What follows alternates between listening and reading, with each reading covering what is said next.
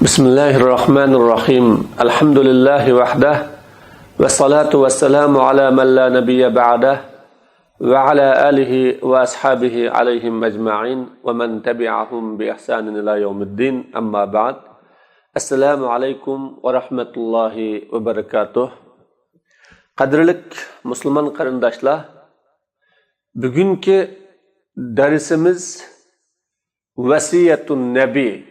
Peygamber ko'rsatmalari, peygamber vasiyeti degan haqida.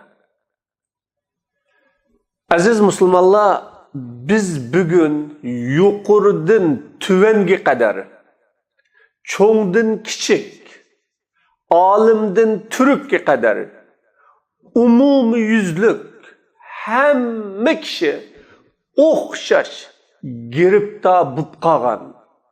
Yani onunla duch kelayotgan bir ictimai karakterlik bir kisel hakkında sözlaymiz. Bu kisel hamma kishiga tekkan. Hamma kishi bu kiselning yuqumi bilan yuqumlangan. O kisel onunla shunchalik ig'ir ziyon, xatar, la'na akagan. Hatta o kisel sebeplik özünün kelgüsü ve istikbalını bütün yo'qotayotgan. Ümitleri onun bilan o'chayotgan. O özünün bu kisel sebeplik tugishib ketayotganligini his qilmayotgan mana bu bir ig'ir kisel aziz birodarlar. Bu kisel bulupmu bugünkü kündeki cemiyetki her kandak yerde baş kisel bu.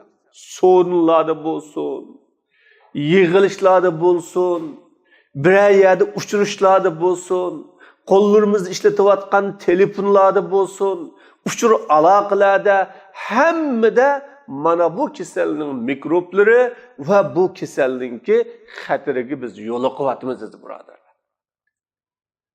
Bu nimidin ibaret kisel dese, Peygamber sallallahu aleyhi ve sellem bizge Haccetul Vida'da en ahirki din mükemmel boğan, Allah subhanahu ve ta'ala tarafından tushirgan vahiy to'liqlangan Resul Ekrem sallallahu aleyhi ve sellem özünün dünyadaki vazifasini ada qilib bu alemden ketadigan cheg'ida umumiy yuzlik musulmonlarga, buningdan 100 mingdan ortiq musulmonlarga vida, ya'ni qo'shlishish nutqi so'zlagan cheg'ida eng qattiq ta'kidlagan va bu haqda eng kuchli shaklda ifoda bildirgan vasiyati.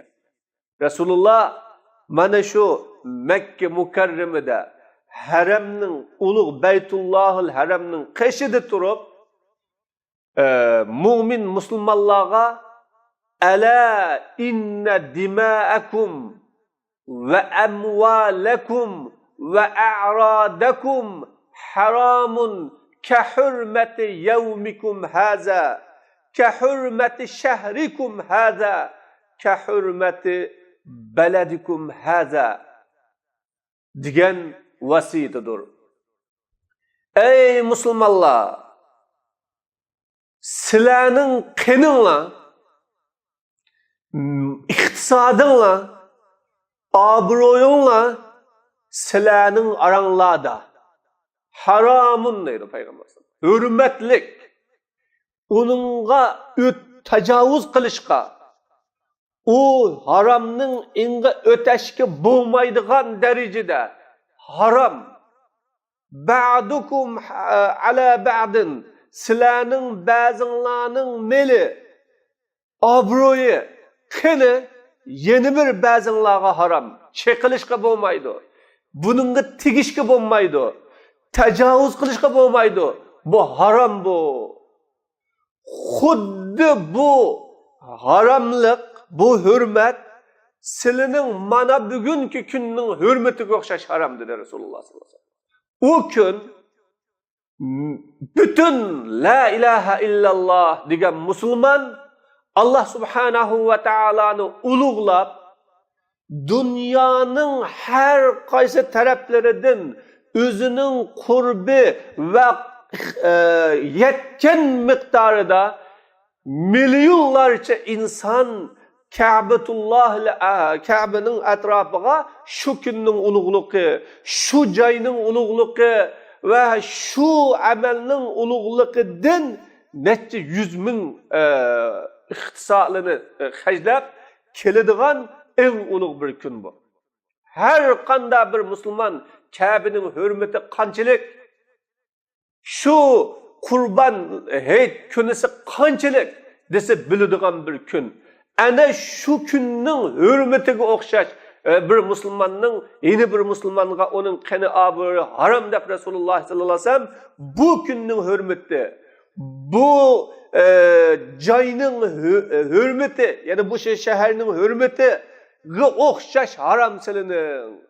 Hatta talqalloh azza va jal, toki Allohga yo'liqqanga qadar, yana sizlar dunyodan ayrılib o'lib ketganga qadar shundoq hurmatlik deb Rasululloh sallallohu alayhi vasallam vasiyat qilgan vasiyat aziz birodarlar.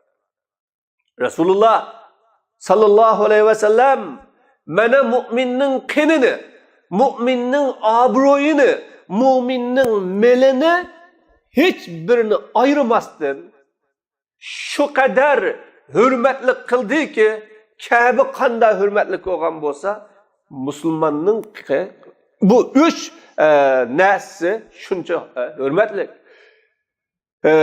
Bu kunda dünyanın hamma yerida 1,5 milyarddan ortiq la ilahe illallah degan musulmon tapalasa, tapqinni, tapammasa boshqalardan o'tni ilib bo'lsa-mu, shu kunning hurmati va shu kunning ulug'ligi uchun Allohga qon oqqizadigan shunda bir ulug' kunni tamsil qilib, mana bu kunning, mana bu shaharning, mana bu joyning, shu Ka'batullohul Haramning hurmatiga o'xshash hurmatlik deb Rasululloh sallallohu alayhi vasallam musulmonlarningki obro' inovati ve qenimelining hürmetini musulmonlarga ana shunda uqtirgan bir vasiyat aziz birodarlar.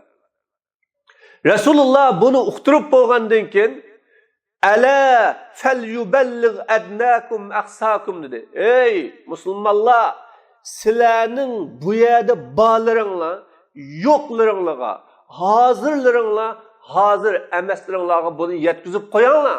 Bu umumiy bir da'vat, bütün saha anlash, amal qilishga tegishlik bo'lgan saha bu deb Rasululloh sallallohu alayhi vasallam buni umumatan o'zidan keyin ummatga miros qoldirgan, vasiyat qilgan, ummat buni payg'ambar sallallohu alayhi vasallamdan bir vosita olgan vasiyat aziz birodarlar bu.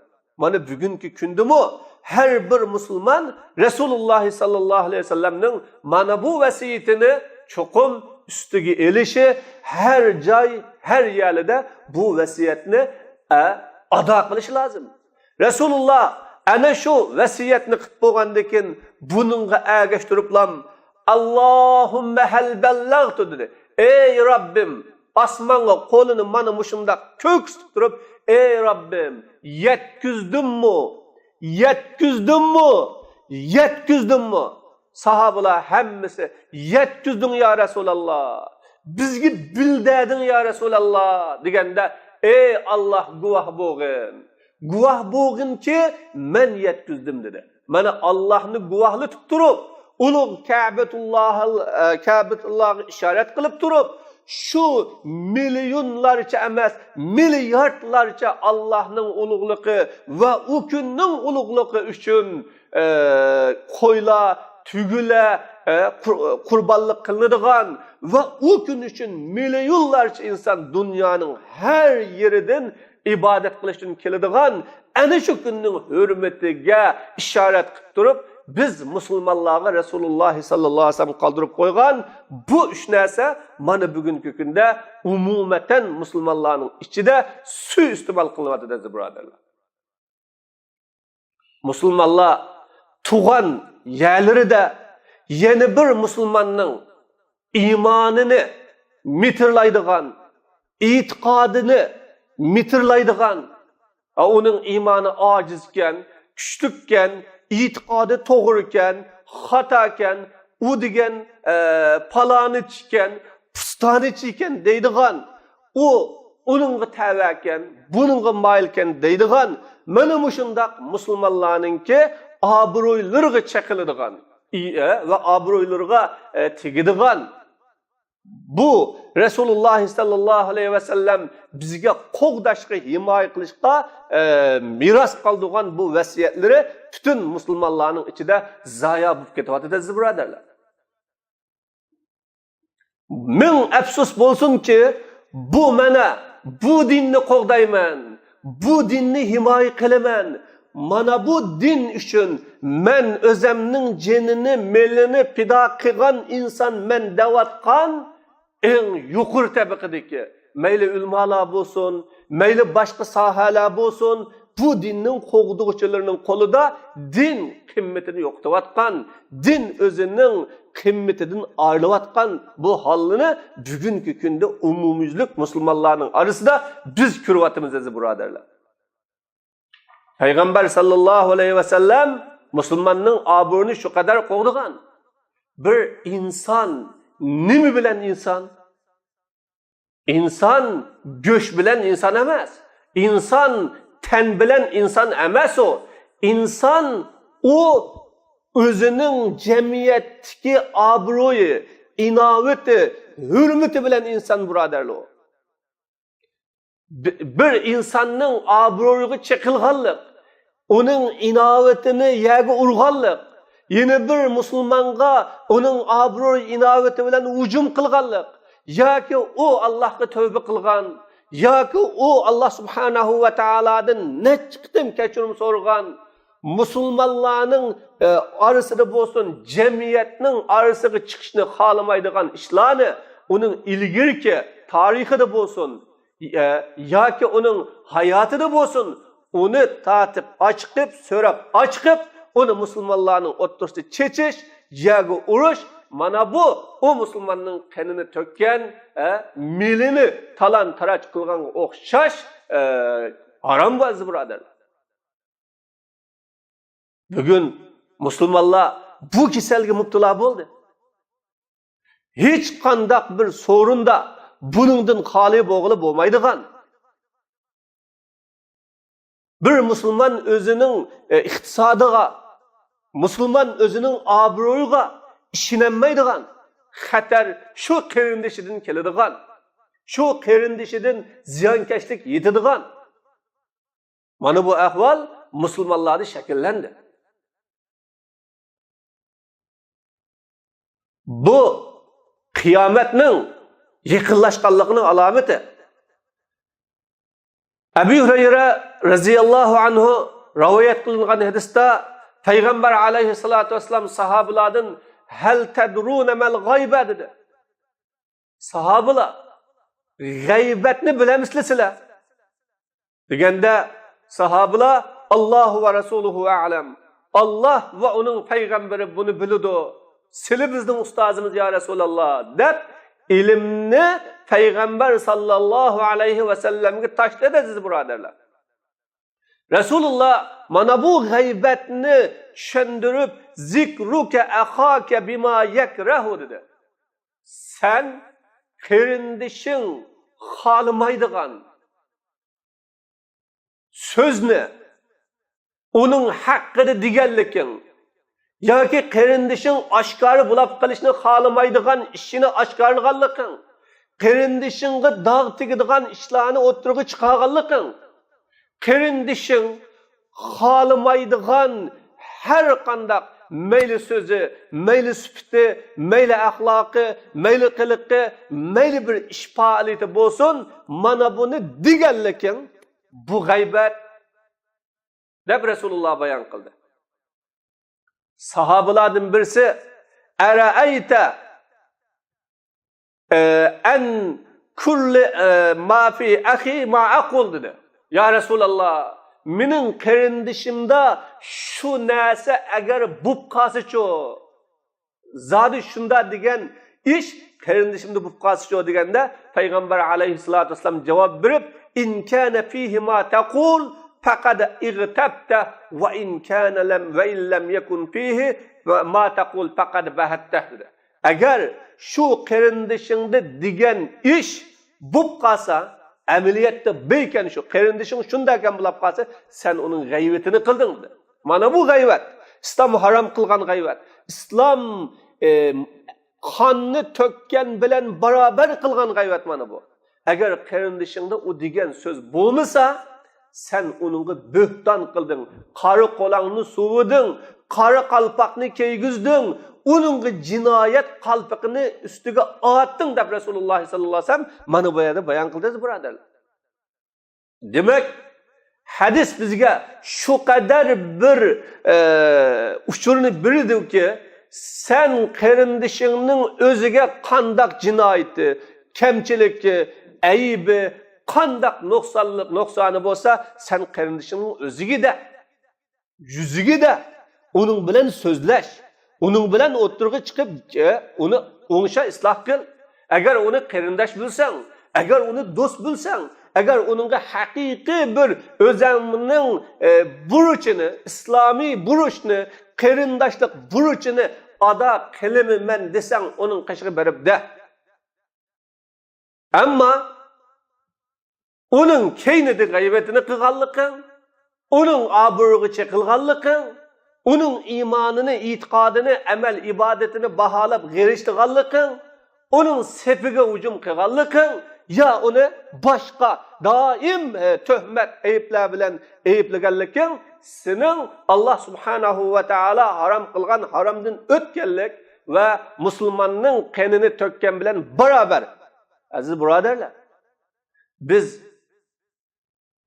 Allohni rozilik qilish uchun jonlarimizni oldimizga ep qo'yayotimiz. Alloh subhanahu va taoloning roziligi uchun ota-ona, urug' tuqqan har narsalardan kechayotimiz.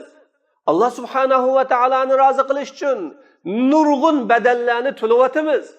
Nurg'un ig'ir qiyinchiliklarga sabr qilyotimiz. Ammo o'zimizning qarindishiga kelgan vaqtida uningga tilimizni yig'amayotimiz.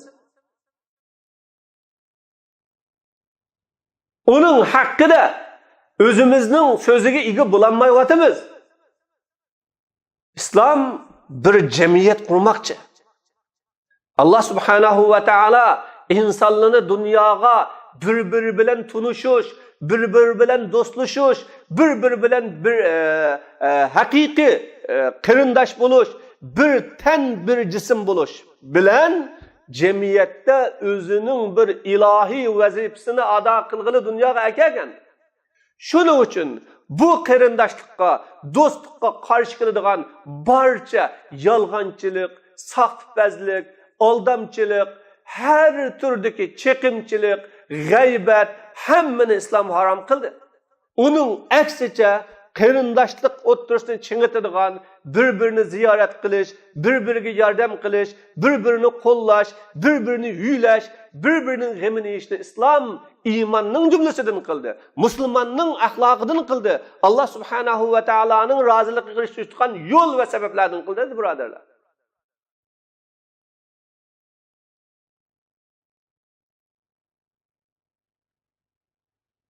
Payg'ambar alayhissalatu vassalam jazoni haqida gap qilib, eng ig'ir jazona inna arbar riba istitalatur rajul fi irdi akhihi, eng ig'ir jazona, jazonining mujazanisi bir insonning o'zining qarindishining obro'yida til uzatganlik dedi Rasululloh sallallohu alayhi vasallam.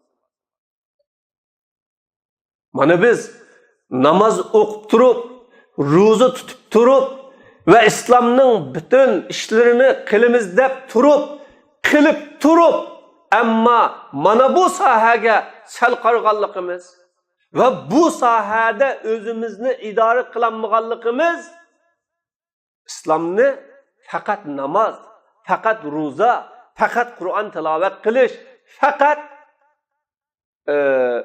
İslamni şu ibadet karakterlik lağa ibadet faaliyetlerge çeklep koyganlığımız aziz birodarlarimiz. Mana bugün İslamni tuğuzimiz, İslamni qoğdaymiz, İslamni himoya qilamiz deb minglab canlar bu yo'lda shahid bo'lyapti. Qonlar daryoda iqyapti. Ammo nima uchun buning mevasi, buning natijasi, buning amaliy ta'siri bu yerda bo'lmadi? Buning sababi nima? Rasululloh sallallohu alayhi vasallam ozg'ina musulmonlar bilan Allah subhanahu va taolaning dinini mukammal qildi. Tarixdan biri ozg'ina musulmonlar Allohning dinini qo'g'diyoladi, musulmonlarni himoya qiloladi. Ammo bugun nima uchun minglab, millionlab musulmonlar bu yo'lda o'zining hayotlaridan ayrilsa ham islom qo'g'dalmayotidi? Chunki bugun musulmonlar bir tarafdan islomni quramiz degan bilan yana bir tarafdan o'zi islomni yiqiyotgan. İslamның qimmatini yo'qotayotgan. Bir musulmon yana bir musulmondan xotirjam bo'lolmagan. Bir musulmon yana bir musulmondan amin yashayolmagan. Degan gaplari to'migan. Mana bu islomning aziz birodarlar biz orqali yiqilayotganligi, biz orqali islomning qimmatining tushayotganligi, biz orqali islomning hurmatining yerga urilganligi bu. Eng ig'ir jinoyat Allohning dinini ko'tarib turib, Allohning diniga ziyonkashlik qilganlik jinoyat, eng ig'ir jinoyat aziz birodarlar. Allohning dinini qo'g'dayman deb turib, ammo o'zimizning gap so'zi bilan, ish harakati bilan Allohning diniga ziyon solganlik jinoyat, bu eng ig'ir jinoyat bu.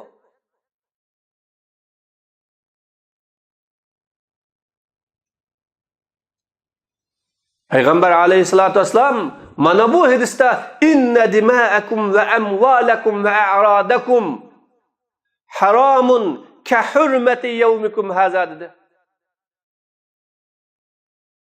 Bir adamdan musulmonning qonini, ya'ni bir musulmonni o'ltirish desa, uning gunohining ig'irligini hammamiz bilamiz.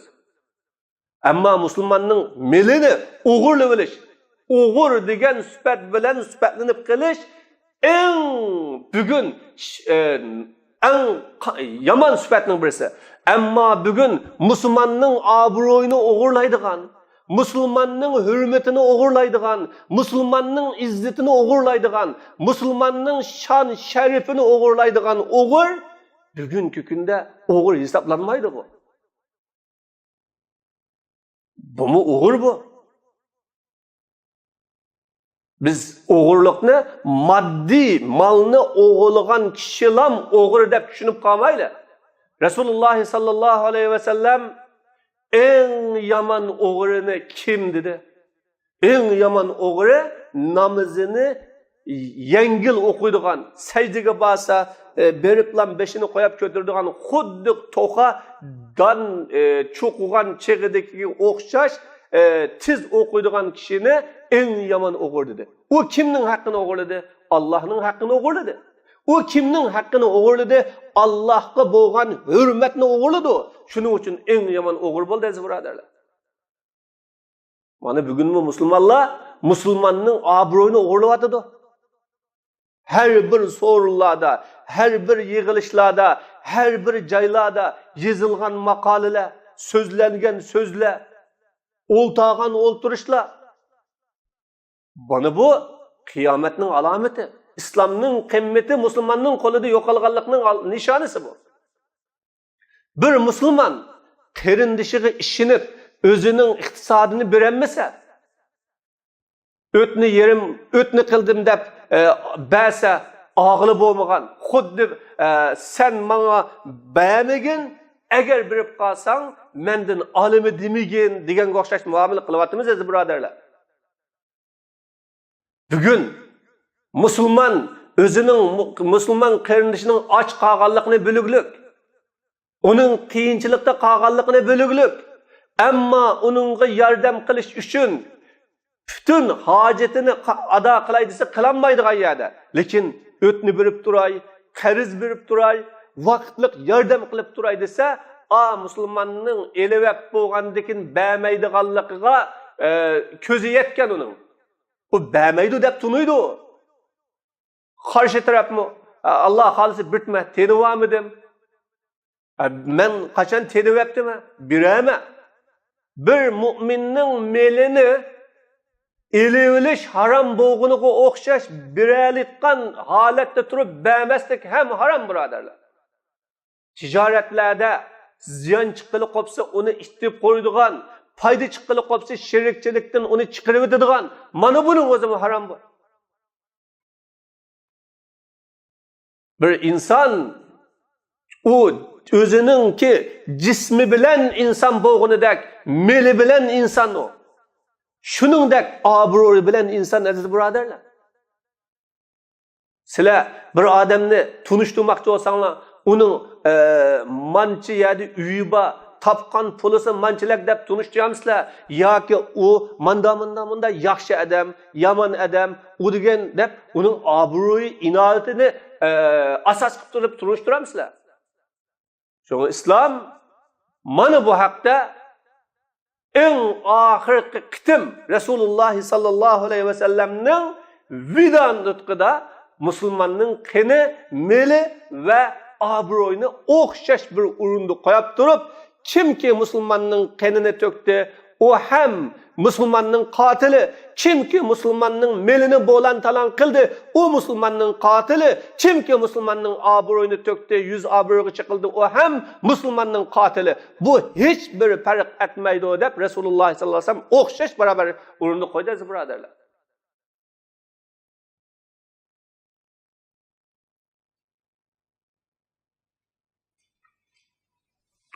Şuna Allah subhanahu ve Taala'nın razılıqıga erishish uchun durust bo'lish lazım. Allah'ın razılıqıga namoz bilan, masjidga kirish bilan, roza tutish bilan, zakat berish bilan, İslamның boshqa amallarını qilish bilan lam erishgili bo'lmaydi birodarlar. İslam bir mukammal yo'l. Axloq, e'tiqod, ibodat, muomala, adab hamma soha bu İslamga tava o. Bir tarafını qilaman deb da'vo qilib, boshqa taraflarini yiqiyotgan, boshqa taraflarga ziyon solayotgan, boshqa taraflarga qarshi chiqayotgan. Mana bu İslamning o'zini bir tarafdan qo'g'digan bilan qoldi tarafdan yiqiyotgan insonning misoli aziz birodarlar bu.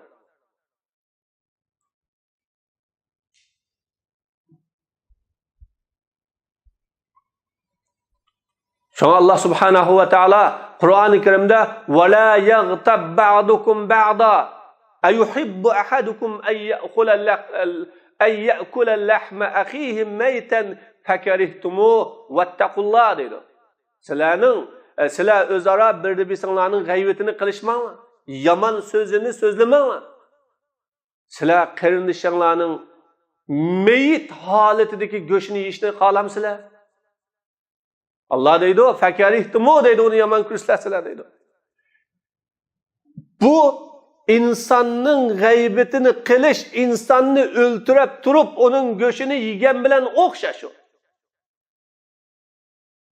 Ben onu öldürmedim.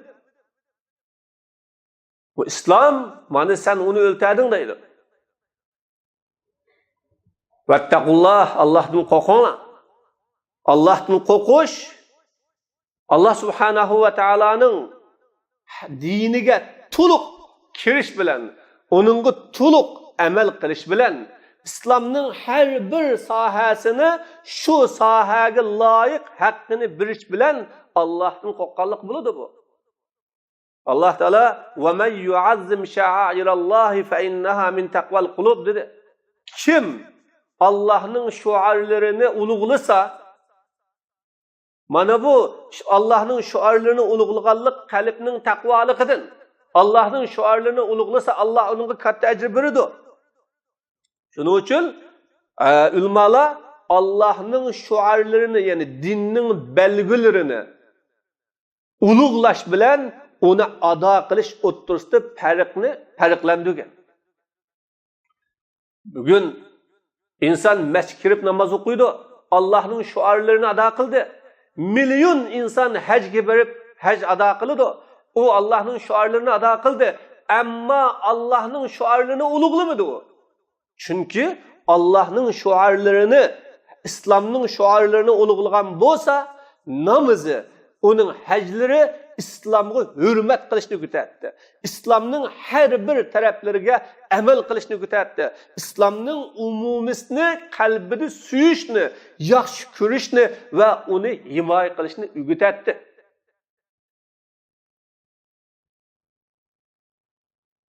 Bugun dal buning aksicha bo'lyotidi. Shuning uchun Payg'ambar sallallohu alayhi va sallamning mana bu vasiyatini davomli esimizda saqlash lozim. Rasululloh mayyadman bayna lihyayhi azman lahul janna dedi. Qanday bir kishi menga ig'iziga kepillik qilsa, bu ig'izidan musulmonning g'aybati, musulmonning ayibi, musulmonning iymonini mitirlaydigan, musulmonning ish faoliyatlariga hukm chiqaradigan, musulmonning doim ishlarini analiz qiladigan bundoq ishlardan saqlanishga kepillik qilsa, musulmonni tillashdan, shirklarni keltirishdan kepillik qilsa, men uningga jannatga kepillik qilaman deb Rasululloh bayon qildi, birodarlar.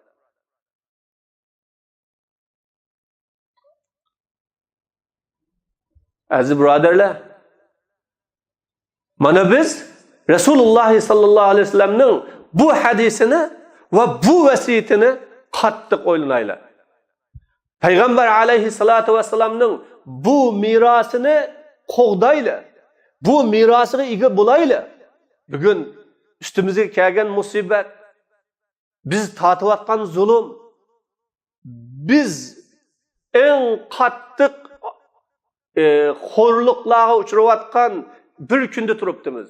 Buning dal natijasi musulmonlarning parcha bo'lib ketganligida, bir-biri bilan o'ziga raqib va raqobatchi bo'lib olganligida, o'z saflariga qatilmagan, o'z yo'lida mangmaganlarni inkor qilishida. Buning natijasi nimadan keldi? Musulmonning iymonini, e'tiqodini, ibodatini, axloqini, muomalasini, hayotini hisoblaydigan hisoblug'chi bo'lib olganligidan, uningga hukm chiqaradigan qozi bo'lib olganligidan, uni davomli ayiblaydigan ayiblovchi bo'lib olganligidan kelgan bu. Shuning uchun bu musulmonning qini, meli, obro'yi hech birisi u ayrılmaydigan 3 parça bu. Qinini to'ksang mı o'ltading, melini talan taraj qilsang mı o'ltading, uning obro'yini to'ksang mı o musulmonni o'ltading sen. Eng ig'ir Allohning azobiga yo'liqmiz. İnsan o'ltirganlikning xatirini hammamiz bilamiz. Bugun musulmonlarning buningga diqqat qilmasligi dal dinni kamchil tushunganlikda. Xuddi islomning namoz bilan ish bitirgandek, ro'za bilan ish bitirgandek, yoki musulmon ma'lum ibodatlarni qilsa ish bitirgandek tushuncha bilan bo'lganlikning natijasi bu. Bu islom hamma taraf bilan islom bo'ladi bu. İslamni oldi bilan o'zimizda turg'izishimiz, axloqimizda, e'tiqodimizda, ibodatimizda, muomalamizda turg'izishimiz lozim.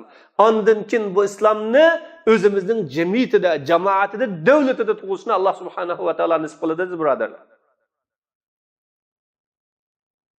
Alloh subhanahu va taolo hammamizni Payg'ambar sallallohu alayhi vasallamning vasiyatiga amal qiladiganlardan qilsin. Alloh subhanahu va taolo hammamizni bu vasiyatni o'zimizning hayotidagi shuarga aylantirishni nasib qilsin. Alloh taolo bu vasiyatni amaliy hayotimizda tirildigili, vasiyatning talabi va taqozosi bilan yashashni nasib qilsin. Wa akhir da'wana alhamdulillahi rabbil